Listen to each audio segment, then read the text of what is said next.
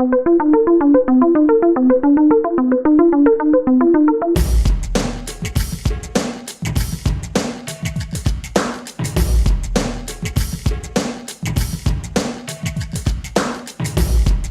invitée de la semaine, la ministre de l'Immigration et de la Communauté culturelle, Mme Yolande James. Bachelier en droit civil de l'Université de Montréal et en Common Law de Queen's University à Kingston, Yolande James devient vice-présidente jeune de l'Association libérale de Nellingham de 1998 à 2003. Coordonnatrice régionale de Montréal-Ouest pour la Commission jeunesse du Parti libéral du Québec, elle fait son entrée à l'Assemblée nationale en 2004 en tant que députée de la circonscription de Nellingham à Montréal. À la suite de sa réélection en 2007, elle devient ministre de l'Immigration et des Communautés culturelles. Du fait de ses origines, Mme James s'est beaucoup impliquée dans le mois de l'histoire des Noirs. Comme membre du comité des organisateurs de ce mois à l'Université de Montréal et du conseil d'administration de l'Office Québec-Amérique pour la jeunesse. Et depuis moins d'un trimestre, elle a en charge également le ministère de la Famille. Mme Yolande James est notre invitée de la semaine. Amis téléspectateurs d'Afrique Canada TV, bonjour et bienvenue encore une fois dans notre émission, l'invité de la semaine. Et notre invité de cette semaine, Mme Yolande James, ministre de l'Immigration et des Communautés culturelles. Mme James, bonjour et bienvenue à notre émission. Bonjour et merci beaucoup, ça me fait plaisir d'être là avec vous. Déjà, depuis 2007, vous êtes ministre de l'Immigration et des Communautés culturelles. En 3 ans, quel changement avez-vous apporté à ce ministère? Déjà, c'est vrai que le temps passe vite. C'est peut-être mon premier commentaire. Et c'est vrai que ça fait maintenant 3 ans que j'ai le plaisir et surtout le privilège d'être à l'immigration et des communautés culturelles. Et je vous dirais que j'ai pu voir durant les 3 dernières années beaucoup de changements. À la fois la contribution grandissante des gens qui font le choix du Québec, qui viennent s'installer au Québec, et on a pu, quoi qu'il reste toujours, demeure toujours des obstacles face à l'intégration, mais on voit bien que, entre autres, suite à des actions en francisation et à l'accès en emploi, on voit qu'il y a une évolution puis un certain progrès. Puis somme toute, partout au Québec, on est très, très fiers de notre diversité puis l'enrichissement de cette diversité à notre société. Avant de rentrer un peu dans le sujet puis comprendre un peu la difficulté liée à l'arrivée des nouveaux immigrants, qu'est-ce qui milite d'abord en faveur du choix du Québec par rapport à une province? Il y a toutes sortes de raisons. Je pense que le choix du Québec, c'est-à-dire pour les gens qui viennent au Québec, je pense que c'est difficile de répondre à cette question-là parce que j'ai la chance à la fois de travailler au quotidien avec les gens qui font le choix du Québec, mais le parcours est différent de chaque personne. Qu'est-ce qui amène les gens à venir s'installer ici? Ça peut être pour toutes sortes de raisons, pour y travailler, pour y vivre, mais une chose qu'on peut dire qu'on trouve souvent en commun, peu importe la situation, c'est vrai qu'il y a un amour qui se développe pour le Québec. Et je vous dirais, moi-même, j'ai pas fait ce parcours-là d'immigration, mais mes parents l'ont fait.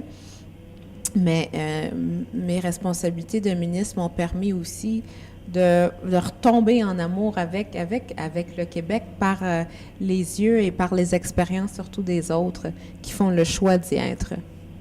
Quel est le rôle? Parce qu'il existe différents ministères et j'ai envie de dire les immigrants, beaucoup sont très peu sur le site, ils ne savent pas très bien comment fonctionne ce ministère-là. Et quel est véritablement le rôle de ce ministère au quotidien pour les nouvel arrivants? Je pense que si on a toutes sortes de responsabilités, on peut y aller par les programmes, au-delà des programmes, des politiques puis des orientations. Le plus grand rôle, et je pense que le rôle très stratégique et important que le ministère a joué, c'est celui de l'accueil puis d'intégration. Quand une personne fait le choix de venir au Québec, comme une personne peut faire le choix d'aller habiter ailleurs, peu importe d'où on vient ou où on va, il y a une période d'adaptation qui est forcément là. Difficile pour des gens de comprendre qu'ils l'ont peut-être pas vécu ou qu'ils le voient pas, peut-être par l'entremise des gens qui ont le travail, qui ont le privilège comme moi d'y travailler. Quand on fait le choix ou quand on a, par des circonstances humanitaires ou autres, à faire ce changement-là, tout notre environnement total est bouleversé. Il s'agit d'être capable de s'adapter, de s'adapter au climat. Souvent, les gens n'arrivent pas seuls, ils ont des enfants. C'est une question de trouver où habiter, où les enfants... Puis le rôle du ministère, c'est d'être capable d'aider ces gens dans ce processus d'adaptation-là, de les aider dans leur processus et dans leur période d'intégration. Et c'est un rôle très valorisant. C'est pas toujours facile de le faire. Parce que contrairement, je dis toujours, travailler en immigration, c'est pas travailler des dossiers, c'est travailler avec des gens. Les gens se présentent avec toutes sortes de situations différentes. Il faut être capable d'avoir la flexibilité de s'adapter puis d'être capable de les aider selon les besoins des gens. Et si on devait faire dresser un profil, quel serait le profil idéal quel est le profil idéal de l'immigrant québécois? Le profil idéal, moi, je pense que déjà, le fait que les gens sont différents fait en sorte que c'est un profil. La différence même. Autrement dit, quel immigrant pour mais je veux dire, si je pouvais donner le profil général de l'immigrant d'aujourd'hui, il est jeune, il est francophone, il est scolarisé. Puis il a une volonté vraiment très ancrée en lui ou en elle de vouloir réussir son parcours d'intégration. Est-ce que être francophone, c'est un atout déterminant pour être immigrant? Je ne dirais pas que on a des cours de francisation, alors c'est pas déterminant. C'est sûr qu'il y a des personnes qui apprennent le français ici. On a les programmes de francisation les plus généreux à travers le monde au niveau de notre capacité de franciser les gens. Mais dans la sélection, c'est sûr que les gens qui ont une connaissance de la langue française sont privilégiés par nos politiques. Oui. On parle beaucoup d'immigration. Vous êtes également ministre des communautés culturelles. Cette communauté culturelle-là, quel apport le ministère apporte au quotidien? Ben, c'est drôle, on parle de ça parce que on a souvent ces discussions-là par rapport à qu'est-ce qu'une communauté culturelle, en quoi, qu'est-ce que ça veut dire. Je pense que ça peut dire toutes sortes de choses pour toutes sortes de personnes. Moi, je pense qu'on a des valeurs qui peu importe nos origines, notre communauté, on a des choses, des valeurs qui nous unissent comme Québécois. Mais en même temps, d'être la ministre de l'Immigration et des communautés culturelles, c'est aussi de reconnaître le fait. Par exemple, je donne un exemple que moi, je suis fille d'immigrante, mes parents sont des Antillais. Et cette différence de culture-là, elle ajoute, c'est un ajout, c'est une valeur ajoutée. Il fait de moi, comme de plusieurs autres communautés, quelque chose, une petite sauce différente, mais qui change en rien notre capacité d'être des Québécois à part entière.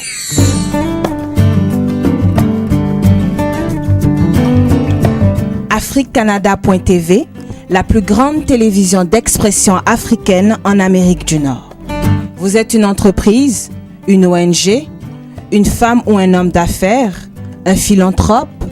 Vous désirez une visibilité incontournable en Amérique du Nord et dans le reste du monde? AfriqueCanada.tv est là. En gros, être ministre de l'immigration et des communautés culturelles, c'est être à la fois ministre de la famille, ministre également, vous l'êtes déjà, c'est aussi ministre aussi de l'éducation, et ça englobe à peu près tous ces compartiments-là. Parce que vous le dites, et dans votre question, vous avez raison dans le sens que je ne suis pas ministre de tous ces ministères-là. Mais en même temps, vous abordez la question sous l'angle de comprendre que les gens arrivent avec leur bagage d'expérience et leur réalité, puis avec des besoins. Et il faut qu'on soit capable de bien cerner, mais surtout de saisir comment aider les gens et le plus rapidement possible. On sait que ce n'est pas facile d'être ministre au niveau de la communauté culturelle parce que ça demande beaucoup d'efforts, beaucoup d'énergie également et que ça suscite aussi quelques difficultés. À ce propos, le vérificateur général, M. Lachance, a fait un réquisitoire, j'ai envie de dire, parce que qui est sorti depuis quelques semaines, où il disait que de façon, la sélection des immigrants par votre ministère s'est fait de façon, j'ai envie de dire, c'était une critique assez acerbe concernant le ministère et vous n'avez pas réagi là-dessus? Oh oui, j'ai réagi, j'ai réagi. Le vérificateur général a fait un certain nombre de constats, effectivement. Le vérificateur général, et là-dessus, j'ai été très... Là, il faut faire Il parle de 48% des dossiers maltraités. Ah oui, il parle des erreurs, qu'il y a eu des erreurs administratives à la fête humaine causée par certaines personnes. Et là-dessus, j'ai été très, très, très candide lorsque j'ai dit que quand il y a des choses à améliorer, il faut les améliorer. C'est la raison pour laquelle que j'ai déjà en place, même juste avant même que le vérificateur général le souligne dans son rapport, une personne qui est là pour faire une vérification interne de relevé au niveau de l'assurance qualité pour corriger ces lacunes-là, de me faire des recommandations, comment corriger ça, parce que c'est l'intégrité du système, puis on ne veut pas mettre ça en jeu. Mais existe-t-il à votre niveau un indicateur socio-économique pour cerner un peu la capacité d'accueil du Québec? Mais surtout, cette question de la capacité d'accueil, surtout en matière d'offres d'emploi. Une des choses que j'ai dit là-dessus, les nuances qu'il faut apporter, le vérificateur il fait un certain nombre de constats, pas de recommandations là-dessus, puis il y a une différence. Il fait le parallèle également beaucoup avec le système australien. Et ce que je rappelais au vérificateur général avec toutes ces recommandations qu'il a pu faire, et je le comprends, et je prends acte de ces recommandations-là, c'est que contrairement en Australie, par exemple, on a une dynamique de la langue française aussi qu'on doit considérer. Je pense que il l'a reconnu aussi dans son rapport, qu'on a un système en place sur le plan d'être capable de vérifier notre planification annuelle. On le fait à peu près les 3 ans, d'être en commission parlementaire, puis ça, on le fait pour déterminer nos niveaux. C'est sûr que sur le plan de l'emploi, toutes les questions face à la crise économique qui, de façon, il faut le dire, a frappé encore plus durement été plus dur, c'est-à-dire sur la population immigrante sur le plan de l'emploi. Et pour ça, on a lancé le plan Montréal avec Sam Hamad pour venir en aide, entre autres, et Défi Montréal pour venir en aide à ces situations-là. Donc, alors, je vous dirais qu'en ce qui concerne le rapport du vérificateur général, il a effectivement fait un certain nombre de constats. Et je prends, c'est à partir des choses, d'une évaluation qu'il a fait à partir de 2006 aussi, il faut le dire. À partir de ça, je suis là pour assumer les responsabilités puis apporter des correctifs nécessaires. Et on constate également que Montréal change, le visage de la ville et du Québec de façon générale a changé. La population, c'est blanc, c'est black, c'est beurre. On a été récemment s'entretenir avec différents responsables des chaînes de télé ici. Et cette diversité-là, au niveau de la population, ne se ressent pas au niveau du petit écran de façon générale. Vous parlez de la télévision? Oui. De la télévision de façon générale, ça ne s'y ressent pas. Et j'ai cru savoir qu'il y a des discussions avec, je pense, le gouvernement et certaines institutions à ce niveau-là pour améliorer un peu cette visibilité-là qui reflète la réalité le Québec d'aujourd'hui. Est-ce que vous êtes au courant de cela? Oui, j'ai toujours pensé, j'ai toujours dit, j'ai même, avant d'être ministre de l'Immigration, piloté, j'ai présidé un comité sur la participation, entre autres, des communautés noires, mais c'était sur les communautés noires, mais il y a un certain nombre de recommandations qui viennent toucher l'ensemble, je pense, qui pourrait s'appliquer à d'autres communautés si vous souhaitez, si vous voulez bien. Et toute cette capacité d'être capable de valoriser le rôle de représenter de façon correcte puis réaliste le Montréal d'aujourd'hui, c'est important. Et pour ce faire, c'est sûr qu'avec les différents réseaux, avec les différentes associations, au-delà des discussions, mais que ce soit par les stages, on veut favoriser ou inciter les groupes et les personnes en position de prendre ces décisions-là, de le faire et de le faire concrètement, oui. On sait que le Québec, c'est une ville très accueillante qui accueille beaucoup d'immigrés également. Est-ce que la visibilité du Québec, j'ai envie de dire, à l'extérieur est assez minime? Pour vous qui êtes ministre de la communauté culturelle ici, est-ce que la meilleure manière d'accueillir tout le monde, ce n'est pas de donner un nom fort au Québec, notamment à l'extérieur? Absolument.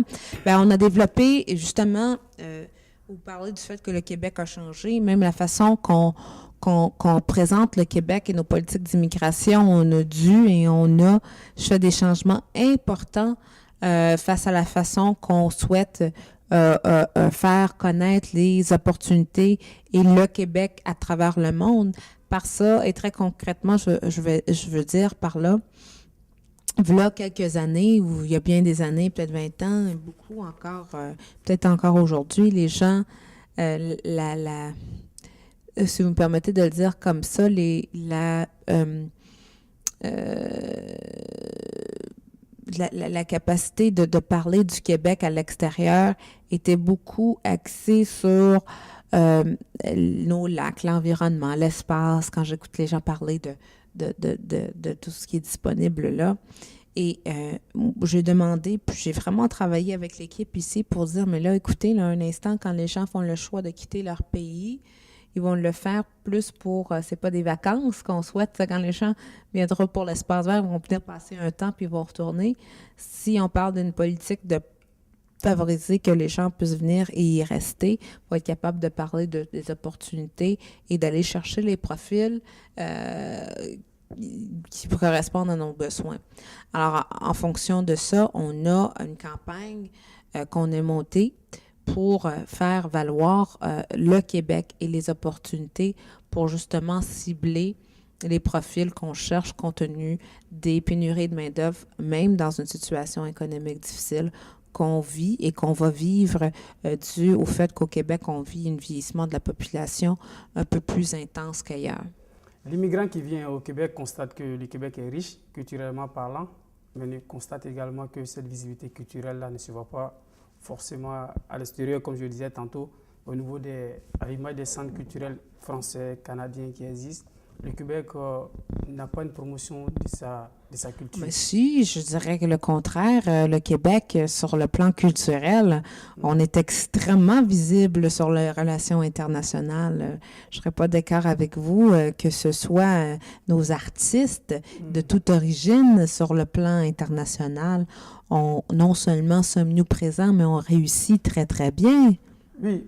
On réussit très bien. Il est plus facile de repérer, je veux dire, le Canadien plutôt que le Québécois. C'est ce que non, mais le Québécois, les artistes québécois, là, entre autres, c'est pas juste moi qui le dis, on peut le constater, les artistes québécois et les succès québécois. C'est sûr que tout le monde, on connaît le jeune Xavier Dolan, on va parler de Robert Lepage, on va parler de Guy Laliberté, mais tout ça, ce sont des Québécois, ces gens-là, qui ont réussi, là, et qui ont réussi à un niveau assez extraordinaire, merci, sur la scène internationale. Moi, je suis d'accord avec vous. Ce sont des personnes assez individuelles qui se sont battues pour faire remonter l'image du Québec.